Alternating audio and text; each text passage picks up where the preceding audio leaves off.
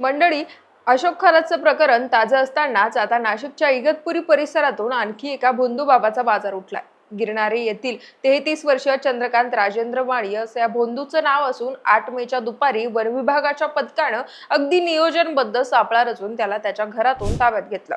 पण या कारवाई दरम्यान आरोपीच्या घरातून जे साहित्य जप्त करण्यात आलं ते पाहून वनविभागाच्या अधिकाऱ्यांनाही धक्का बसला। याशिवाय हे प्रकरण चर्चेत येण्याचं दुसरं महत्त्वाचं कारण म्हणजे भोंदू चंद्रकांत माळीनं चक्क सर्च वॉरंट खाऊन टाकलं। वन विभागाचे अधिकारी जेव्हा अधिकृत सर्च वॉरंट घेऊन त्याच्या घरी पोहोचले तेव्हा कारवाईत अडथळा आणण्यासाठी या भोंदू बाबानं वन विभागाचं सर्च वॉरंट तोंडात टाकून चावलं आणि गिळून टाकलं। त्यावर वन विभागाचे अधिकारी थोड्या वेळासाठी हैराण झाले, पण त्यांनी भोंदू बाबाच्या या कृत्याला कुठलाही प्रतिसाद दिला नाही। उलट त्याला तात्काळ ताब्यात घेतलं आणि घराची झाडाझडती घेतली। त्यात घराच्या झाडाझडतीत सापडलेलं घबाड पाहून अधिकारी पुरते हादरून गेले। नेमकं काय घडलं त्यावेळी आणि भोंदू चंद्रकांत माळी वन विभागाच्या जाळ्यात कसा अडकला त्याचीच माहिती या व्हिडिओतून जाणून घेऊयात। नमस्कार, मी पूजा आणि आपण पाहताय दे दणका। मंडळी, नाशिकच्या इगतपुरी येथे वन परिक्षेत्राचं प्रादेशिक कार्यालय आहे। या कार्यालयाला अशी गुप्त माहिती मिळाली होती की इगतपुरी तालुक्यातील गिरणारे बनवाडी गावात एक भोंदू बाबा वन्यजीवांचे अवयवांची तस्करी करतो। तसंच ते अवयव तो अंधश्रद्धेसाठी देखील वापरतो। त्या भोंदूचं नाव चंद्रकांत राजेंद्र माळी असं असल्याची देखील माहिती वन विभागाच्या पथकाला मिळाली होती। त्यानुसार मग वन विभागानं या भोंदू बाबाच्या बेकायदेशीर कृत्याची खात्री केली आणि पुढील धडक कारवाईसाठी तसंच आरोपीच्या घरावर छापा टाकण्यासाठी कोर्टाकडून सर्च वॉरंट मिळवलं। त्यावर 8 मेच्या दुपारी वन विभागाच्या पथकानं थेट गिरणारे गाव गाठलं आणि पद्धतशीर सापळा रचून चंद्रकांत माळीच्या घरावर धाड टाकली। पण या कारवाई दरम्यान एक अजबच प्रकार बघायला मिळाला। वन विभागाचे अधिकारी जेव्हा सर्च वॉरंट घेऊन आरोपीच्या घरी पोहोचले तेव्हा स्वतःचा गुन्हा लपवण्यासाठी आणि कारवाईत अडथळा आणण्यासाठी चंद्रकांत माळीनं सर्च वॉरंटच खाऊन टाकलं। पण अधिकाऱ्यांनी त्याच्या या कृत्याला न जुमानता घरावर छापा टाकला तेव्हा वन विभागाला त्याच्या घरातून वन्यजीवांच्या अवयवांचा मोठा साठा सापडला। अधिकाऱ्यांनी वेगवेगळ्या वन्यजीवांचे सगळे अवयव जप्त केले।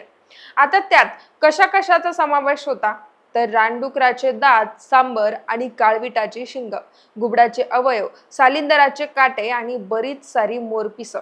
माध्यमांनी दिलेल्या काही बातम्यांमध्ये तर सापडलेल्या साहित्यात तलवारीचा देखील समावेश आहे।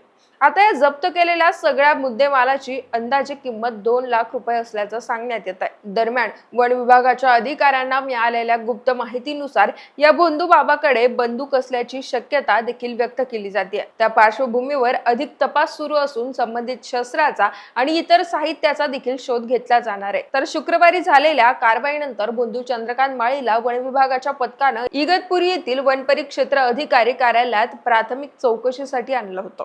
त्या चौकशीत माहिती देताना आरोपीनं सांगितलं की जप्त करण्यात आलेले वन्यजीवांचे अवयव हे वेगवेगळ्या ठिकाणाहून आणलेले आहेत।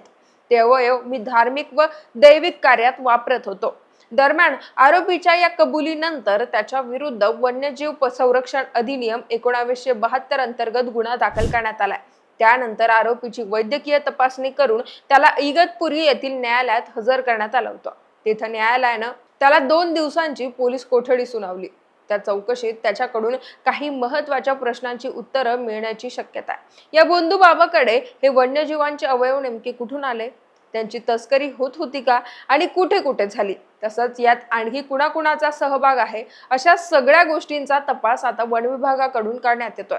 तर दुसरीकडे इगतपुरी वन परिक्षेत्र कार्यालयाचे अधिकारी कांचन भुसाळ यांनी नागरिकांना आवाहन करताना सांगितलं की वन्यजीवांचे अवयव बाळगणं, त्यांचा अवैधपणे वापर करणं किंवा व्यापार करणं हा वन्यजीव संरक्षण कायद्याअंतर्गत दंडनीय गुन्हा आहे।